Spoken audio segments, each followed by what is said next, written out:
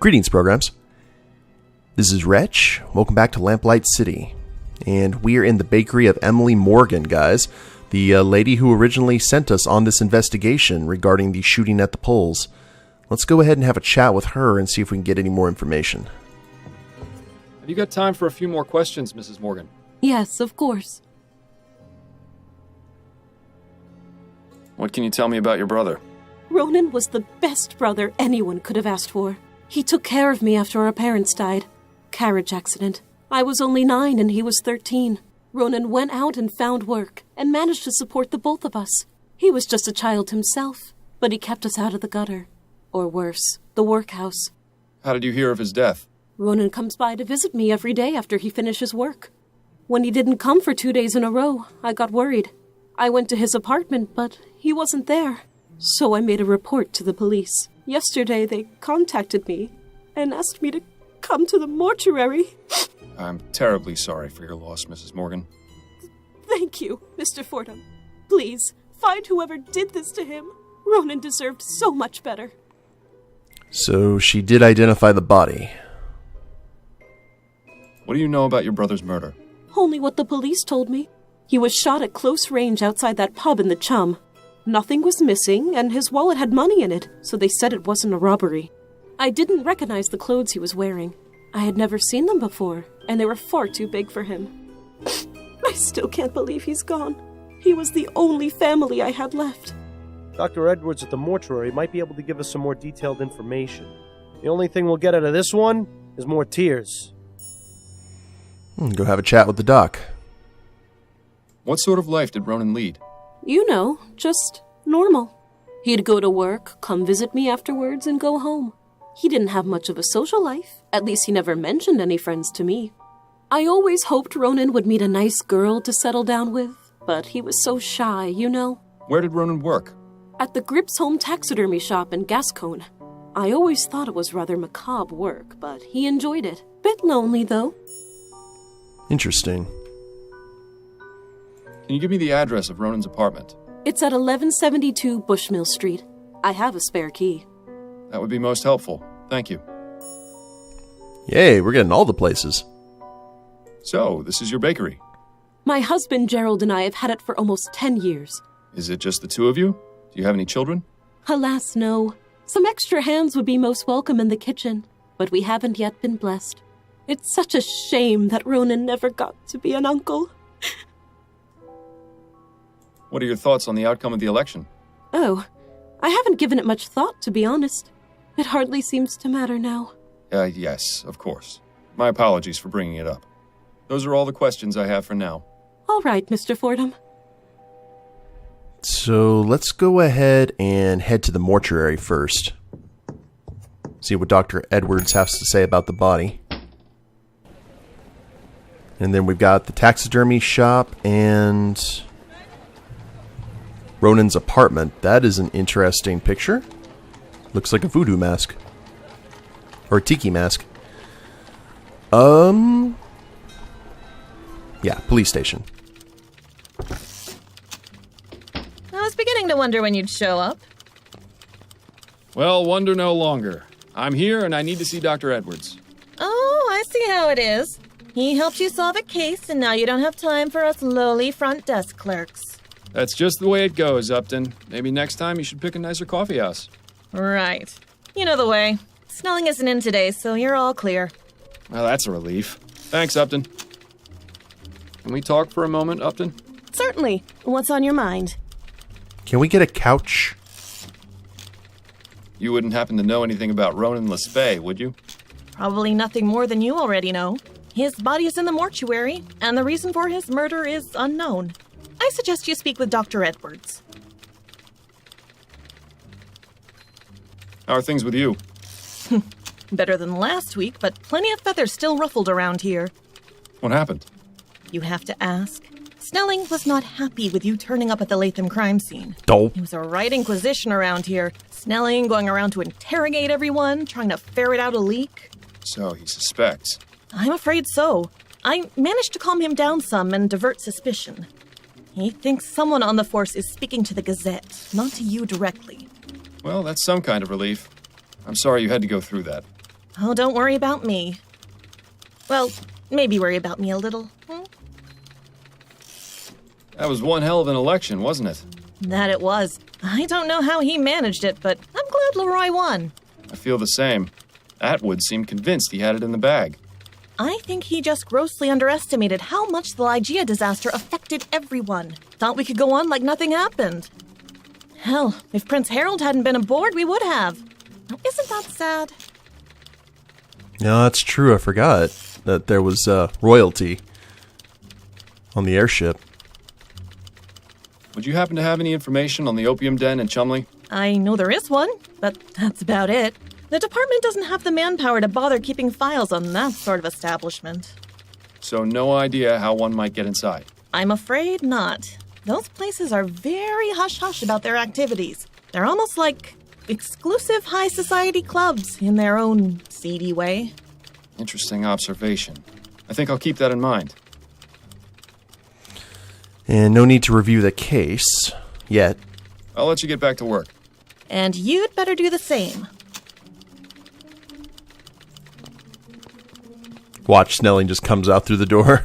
Aha!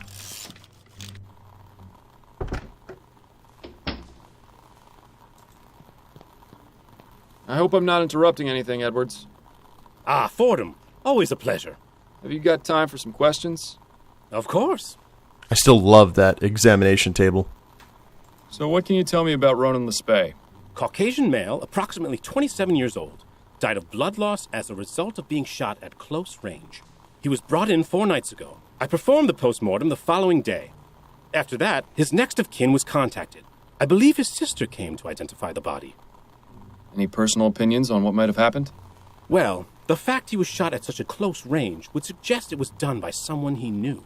And robbery doesn't appear to be a motive, since his wallet was found on the body with money in it. Beyond that, your guess is as good as mine. Better, I hope. Did the postmortem reveal anything? Quite a few things, actually. Mr. Lespay was extremely inebriated when the shooting took place. There was enough alcohol in his blood to presume he had been drinking for hours before his death. I also managed to remove the bullet from his heart. It's a .36 caliber lead ball, standard revolver shot. It shouldn't be too hard to match to a weapon, provided you can find it. Nice. Did you notice anything unusual about the clothes Mr. Lespay was wearing? Unusual? Not really. They seemed a bit big for him, but that's all. His sister seemed convinced that they didn't belong to him. That's a distinct possibility, but I couldn't say for sure. He could have just been a sloppy dresser. So no murder weapons been found? That's right. Either the killer still has it, or the police just overlooked it. If you happen across any weapons in your investigation, be sure to bring them to me. I can tell you if it matches the bullet. Thank you, Edwards. I'll be on the lookout. Yay for weapon collections. How's the coroner business? Things have been pretty dead around here lately. Don't quit your day job, Edwards. What are your thoughts on the election? There was an election? I think our friend Edwards needs to get out a bit more. I'll be going now, Edwards. Take care, Fordham. And remember, not everyone gets to leave the morgue alive, so consider yourself lucky that you can. Ominous. Well, we got a little bit of info here.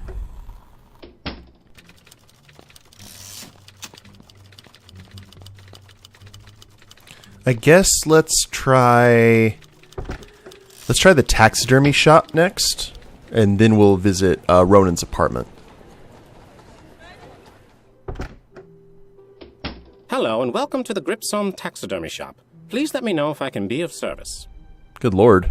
We got Gorilla Grodd, Toucan Sam. There's a button. I wonder how many people it took to bring down this brute.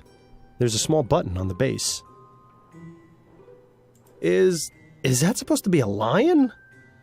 Just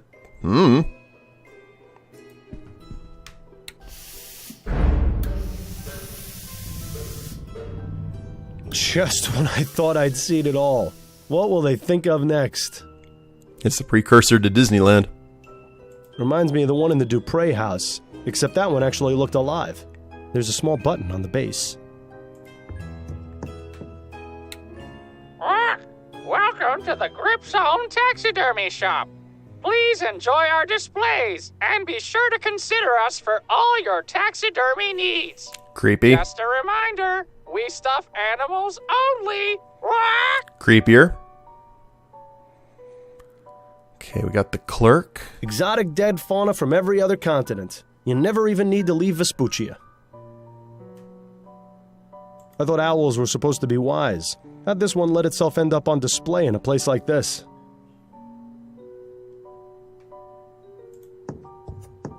I was wondering if you might answer some questions for me. Of course. What can I help you with? Whoa, man, he is pale. I was told Ronan works here. Do you know him? Ronan? Yes, of course. That is to say, I know he works here. I haven't had much interaction with him. He mostly keeps to himself. Does he have an office or workspace I might have a look at? Now, wait just a minute. Why would I let some random stranger off the street in to look at an employee's workspace? Because I'm a private investigator and I'm trying to get some information. Well, even if that is the case, I'm afraid you're out of luck. Ronan does have a workspace, but it's completely bare. He doesn't keep anything here. Were you aware that Ronan was murdered 4 nights ago? I had no idea. That's awful. What happened? That's what I'm currently trying to find out. Do you know if Ronan had any enemies? Anyone who might want to do him harm? No. As I said, I didn't speak with him much, or know much about him. But now that I think about it, I did notice a strange man waiting around outside the shop a few days ago. Oh. Tell me about this strange man you saw. At the time, I didn't think much of him, but the more I recall, the more I realize he was being very suspicious. What did he do? He just stood outside across the street, but he seemed to be focusing on the building. It was as though he was waiting for someone. Do you remember what this man looked like? I didn't get a very good look at him, but I do remember some things. He was tall and had a heavy build, like a boxer or a dock worker. He had a beard, I think, or mutton chops at the very least, and as far as I can recall, he was wearing all black. He also had on some kind of cap. I'm sorry I can't give you a better description, but that's all I was able to distinguish. My eyesight isn't very good, I'm afraid. It'll have to do. Thank you for your help. That's something. I can definitely understand why his eyesight would be bad, well, with the shine coming off of him. Anything you can tell me about the shop? Plenty! This is New Britannia's most sophisticated taxidermy shop. Unlike other taxidermists, we work with modern technology to get results they could only dream of. What does that mean exactly? Using steam tech, we are able to create the illusion of life in these beasts. Just take a look at our floor samples. The parrot and gorilla are 2 of our finest works. They really speak for themselves. Well, the parrot does at least. I think it would frighten our customers if the gorilla did too. And once ethericity is harnessed as a viable source of energy, we'll get even better results. This guy is way too excited about bringing dead things back to life. Yes. Fascinating. Moving on. So how did you get this job? Oh, it isn't a terribly exciting story, I'm afraid. I just saw an ad in the Gazette for a clerk position. I never expected to learn so much about taxidermy. I'm sure he's amazing conversation at parties. Yeah, could be worse. Any thoughts on the recent election? I'd really rather not talk about it. I don't know how the people of this country could put someone like Hart Leroy in charge.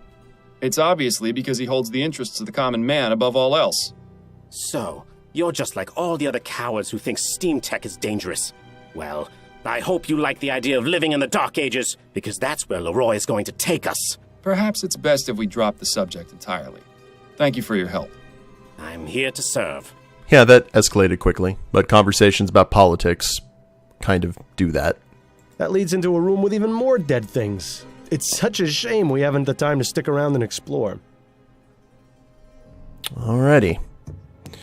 So, big guy in all black staking out Ronan's place of work.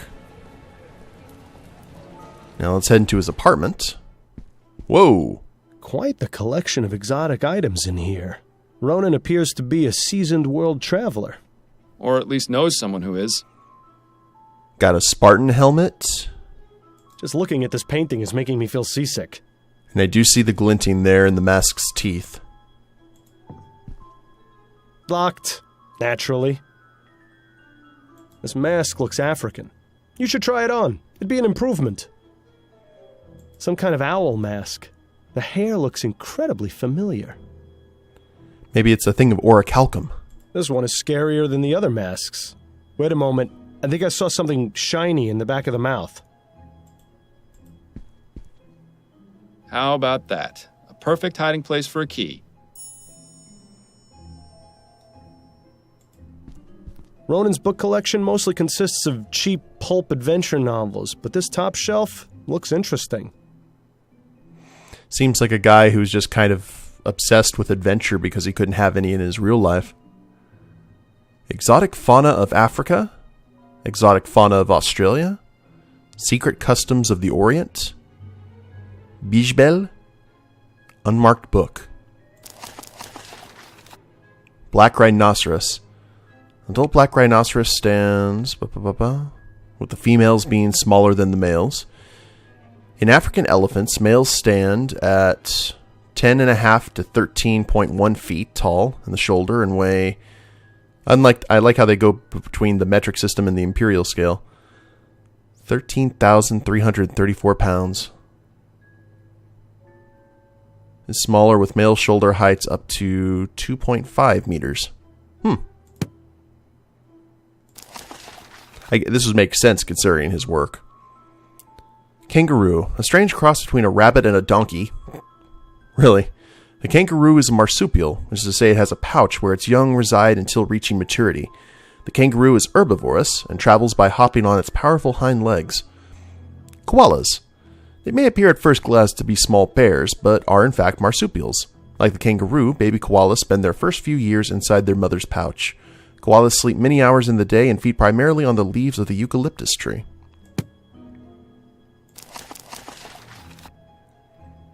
Bookworm achievement unlocked. Nice. With Adelaide's picture. You must be aware, dear reader, that the customs of the Orient differ greatly from our own. You would do well to familiarize yourself not only with common ones, but the more obscure and clandestine ones as well, lest you offend anyone on your travels. Opium use. At the turn of the century, travelers to the Orient would often seek out the more exotic pleasures, which is to say, opium. Nowadays, the influx of immigrants from China to Vespuccia has caused a significant drop in this type of tourism, as many opium dens have appeared in El Presidio, with some even known to exist as far east as New Britannia. In any case, opium dens are open to all who seek to indulge, known colloquially, I hate pronouncing that word, as riding the dragon. The use of opium recreationally for relaxation or as a social activity is a common pastime. Baijio. If you are offered wine, make sure you understand what exactly it is you're about to drink. Chances are it might be baijio, a clear liquid usually distilled from fermented sorghum, although other grains may be used. Southern China versions may employ glutinous rice, while northern Chinese varieties may use wheat, barley, millet, or even Job's tears instead of sorghum. The Jiquiu starter culture used in the production of baijiu mash is usually made of pulverized wheat grains.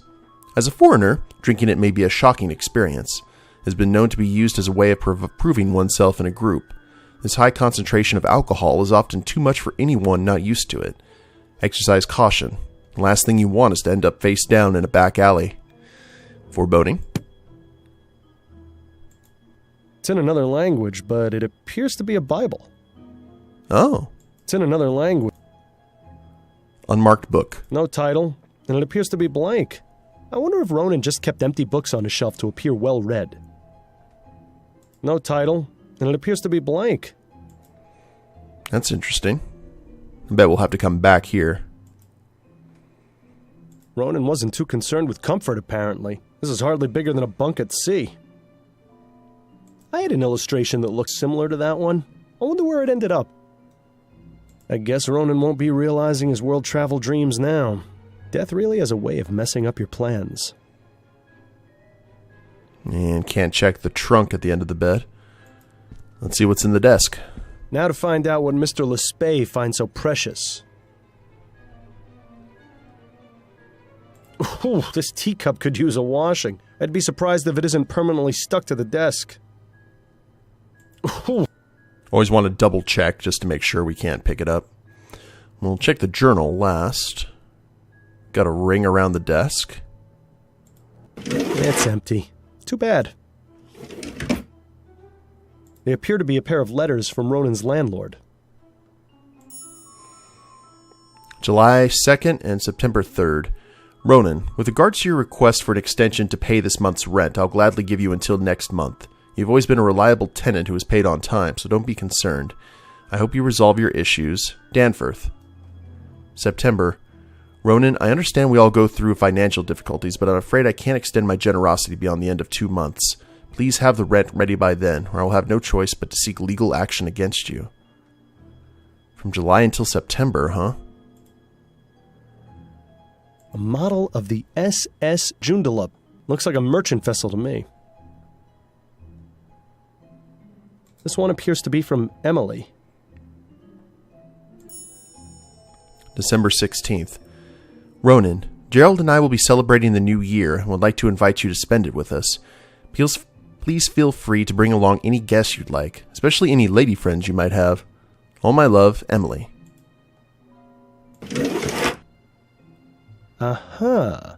A letter from someone called Jimbo? Ronan, next week will be a year since we met. I can honestly say my life has changed for the better in every possible way, and I will always hold July 8th as a special day in my heart. I can't wait to see you again. Jimbo. Ah, okay. Pieces are starting to fall into place. What date was that? July 8th? Oh, it doesn't... Oh, it's not dated here. Crap. Okay, well, that's a shame. Looks like you found Ronan's journal. Perhaps this will be able to give us some more insight into what he was up to before he died. Read entry from July 8th. Let's read a random entry first. Let's see. October 21st, 1843. The air is growing cold and is reminding me that I need to purchase a new pair of boots for the winter. I don't think this entry will be of much interest. There are 2 entries, one from this year and one from last.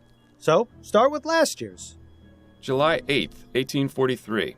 I've decided I need to get out more, so I'm going to a club in Gascon tonight. Stuffing animals has taken its toll, and I need to talk to someone who isn't Emily or my co-workers.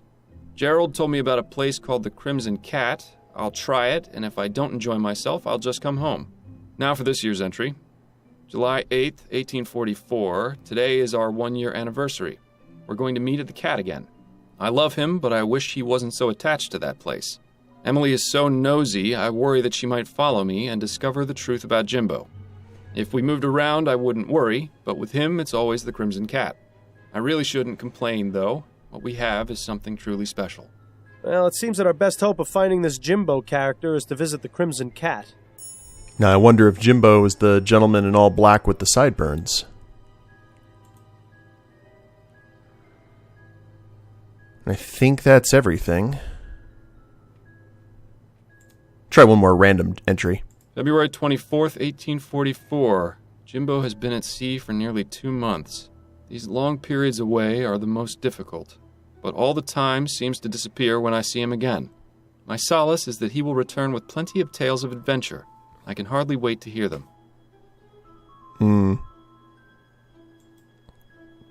we'll leave that alone for now. We may have to come back. I guess we'll head to the Crimson Cat next. Oh, right next to the taxidermy shop as well. Ah, yes. Memories. Sailor. In black wearing a cap. That might be the case. And we've already seen all of this before. Beg your pardon. Your name wouldn't happen to be Jimbo, would it? Yeah? Who's asking? Miles Fordham, private investigator. Can a guy enjoy his shore leave without being harassed by the law? I've done nothing wrong. I didn't say you had, and I'm most certainly not the law. I just want to ask you a few questions. All right, fine. Oh, interesting. Sideburns and everything. Where does the name Jimbo come from? It's just a nickname. My real name's James Bowcroft. And what is it you do? I'm a sailor. I thought you detective types were supposed to be extra observant. Shouldn't you be able to tell me what my occupation was just by looking at my fingernails or something? Sorry to disappoint. Perceptiveness is important in my line of work, but I'm also just a man. I think perhaps Jimbo has been reading too many of those detective stories in Brentwell's.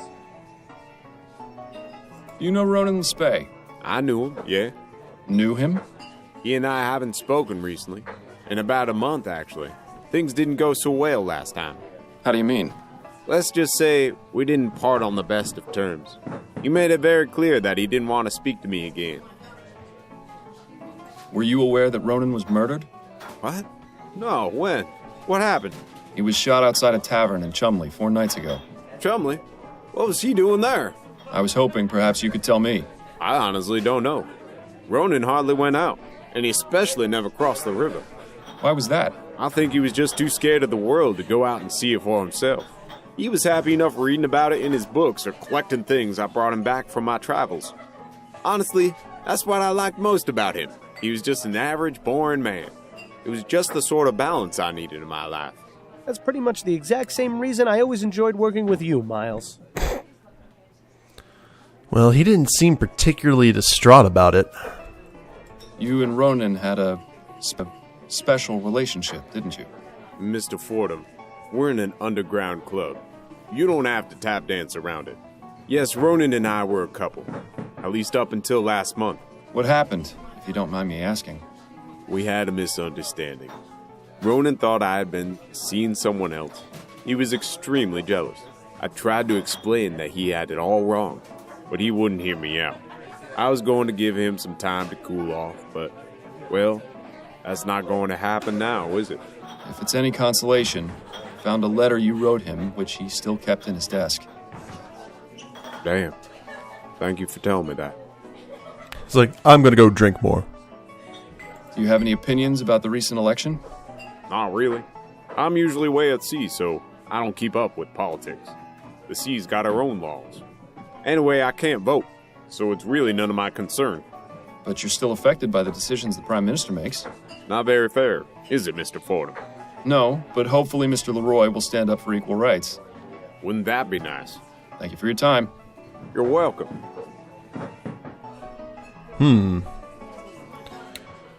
Alrighty. So,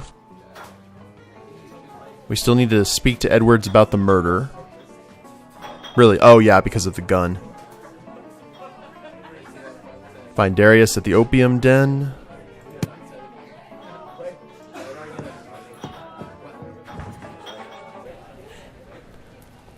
Now, where to go?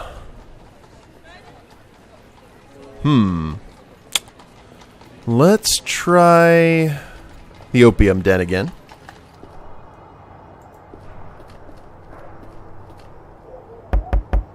You again? What do you want? I was told this was the place to come if I wanted to ride the dragon. Oh. Well, why didn't you say so? Please, come in. That was it? Okay.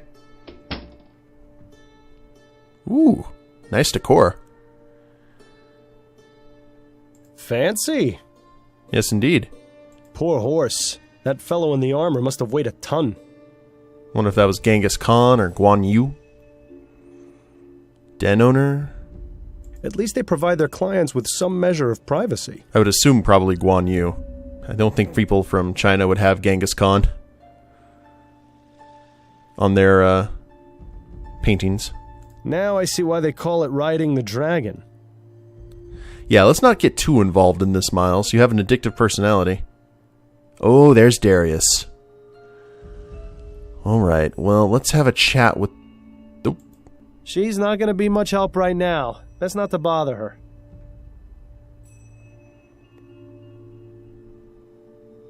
Double checking to see if there's anything else. Okay. Well, at least we're going to have a chance to chat with Darius, guys. And I think we're going to do it at the beginning of the next episode. We found out a lot of information about Ronan, which is definitely going to be helpful to the investigation. But we'll chat with Darius at the beginning of the next episode and see where that takes us. Hope you all have enjoyed it. If you liked the episode, please leave a like down below. Subscribe to the channel, leave a comment, that'd be a big help. And we'll see you next time. Later days, everyone.